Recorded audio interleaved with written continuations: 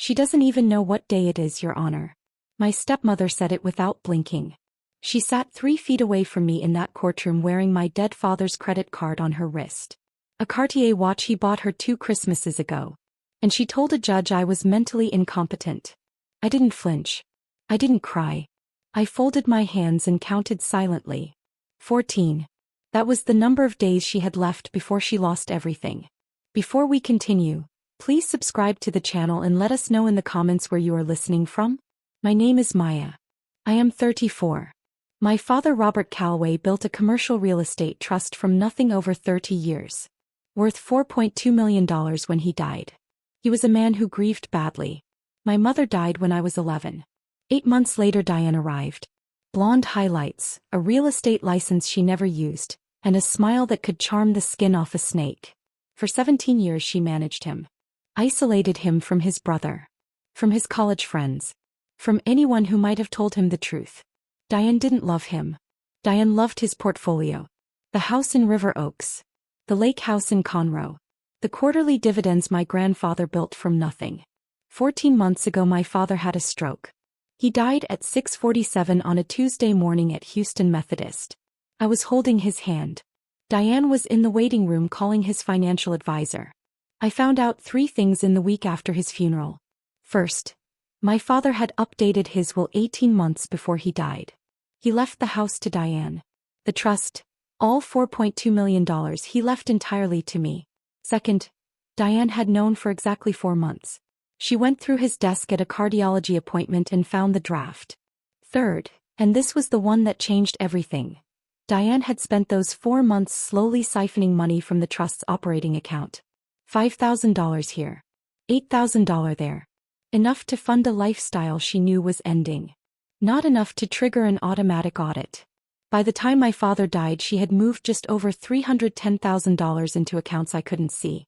Most people would have screamed. Filed a lawsuit. Called every family member. That was exactly what Diane was counting on. Because Diane didn't just steal money. Diane had a plan. If I reacted emotionally, if I made accusations, if I came unglued, she would say she's unstable. Paranoid. Not fit to manage a fortune. She needed me to look crazy. That was the second phase of the theft. First you take the money. Then you take the credibility. So I did the opposite. I became invisible.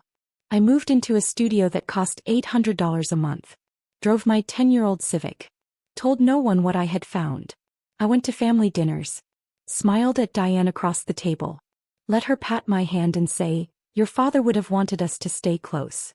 Every night after everyone left I sat at my kitchen table with black coffee and traced every dollar she touched. Here is what Diane didn't know. She thought I was a mid-level analyst at an accounting firm. Boring job. Boring girl. What she didn't know was that I had spent 6 years working forensic audits specializing in fraud detection. I helped the IRS build cases against people far smarter than Diane. My career was following money through dark hallways until I found the room where it was hiding. She wasn't stealing from a grieving daughter. She was stealing from someone who did this for a living. I watched transfers in real time. Documented every one with timestamps and IP addresses. 3 shell companies. Bluebird Properties. Gulf Horizon Consulting. Legacy Asset Management. She named her theft vehicle Legacy. Irony so thick you could choke on it. Then Diane made her move. She filed a petition for emergency conservatorship. Claimed I was mentally incapacitated. Unable to manage the trust. She brought a psychologist, her boyfriend's golf buddy, who submitted a clinical report without ever examining me. He diagnosed me with severe cognitive decline based on what Diane told him over the phone. He never met me. Never tested me. He wrote a diagnosis of a woman he had never seen. That's how I ended up in courtroom 4B on a Wednesday morning. Listening to my stepmother describe me like a broken appliance that needed to be unplugged. She's missed bill payments, Diane told the judge, dabbing her eyes with a tissue she had pre-crumpled in her purse for effect. She calls me at 2 a.m. confused about where she is. The gallery nodded along. My aunt. Her daughters. Diane's hairdresser brought in purely to fill a seat. Diane had turned my family into an audience. Her attorney Curtis stood up and addressed the bench. The trust has lost over $310,000. Transfers to unknown entities. No oversight. No filings. If that isn't evidence of incapacity, I don't know what is. The gallery murmured. In their minds the case was already closed. I let the silence sit for exactly 5 seconds. Long enough for the room to settle. Long enough for Diane to feel safe. Then, Your Honor, may I approach the bench? I picked up a black binder. 200 pages. 4 colored tabs. Red for transfers. Blue for IP logs. Green for shell companies. Yellow for the perjury. I placed it in front of Judge Alderman.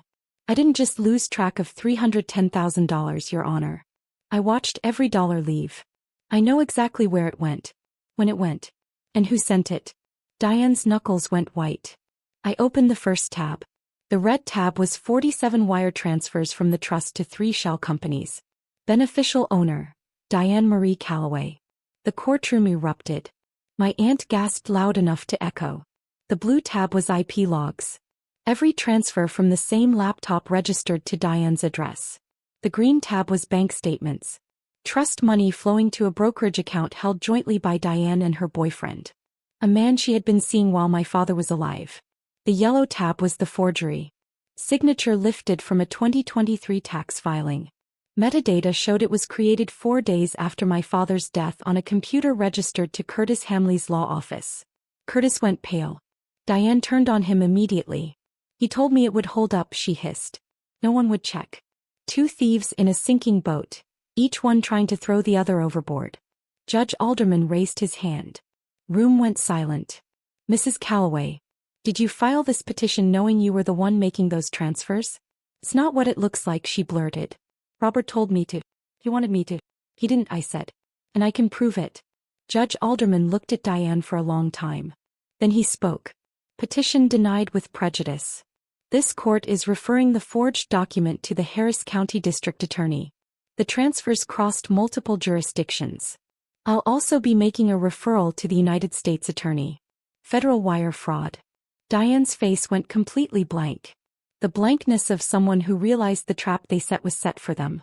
3 weeks later, Diane was indicted on 6 counts. Forgery. Perjury. Money laundering.